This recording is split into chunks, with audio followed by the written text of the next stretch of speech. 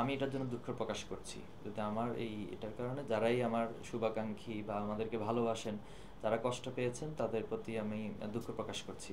পাশাপাশি আমি একটু ব্যাখ্যা দিতে চাই। ওইদিন আসলে জামাত ইসলামের ইফতার প্রোগ্রাম ছিল। সেখানে আপনারা জানেন যে রাজনীতিবিদ, এরপর হচ্ছে বিভিন্ন ছাত্র সংগঠনের নেতৃবৃন্দ ছিল, বিশিষ্ট পেশাজীবী যারা সাংবাদিক থেকে শুরু করে সকল পেশাজীবীরা সেখানে ছিল।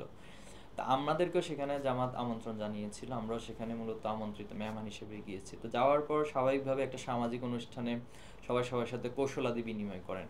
তা আমি এখানে আসলে সবাই সাথে ইতিপূর্বে দেখা হয়নি, এরকম অনেক রয়েছে। তো সন্তোষ শর্মা, ওনার সাথে আমার ইতিপূর্বে কখনোই দেখা হয় নাই এবং ফোনেও কোনোদিন আমার সাথে কথা হয়নি।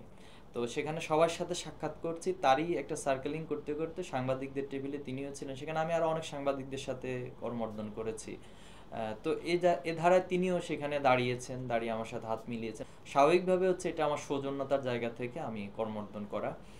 তো আসলে এটাকে নিয়ে যদি এখন একটা পক্ষ, আমরা এখানে যেটা মনে হচ্ছে আর কি, একটি পক্ষ ছাত্র শিবিরকে হেয় প্রতিপন্ন করার জন্য বা এই কাজগুলো করছেন, তো আমি তাদের প্রতি অনুরোধ জানাবো আর কি, যে যে কোনো একটা বিষয়কে একটু যাচাই বাছাই করা, বা হচ্ছে যদি কোনো বিষয়ে সংশ্লিষ্ট ব্যক্তির বক্তব্যের প্রয়োজন হয় সেটা আমাদেরকে সরাসরি নক দিতে পারতেন, যে আসলে কি হয়েছে বিষয়টি। তো এজন্য আমি আবারও বলছি, যদি কেউ যদি এই বিষয়টার কারণে কষ্ট পেয়ে থাকেন দুঃখ প্রকাশ করছি, বাট এই ছিল মূলত বিষয়টি।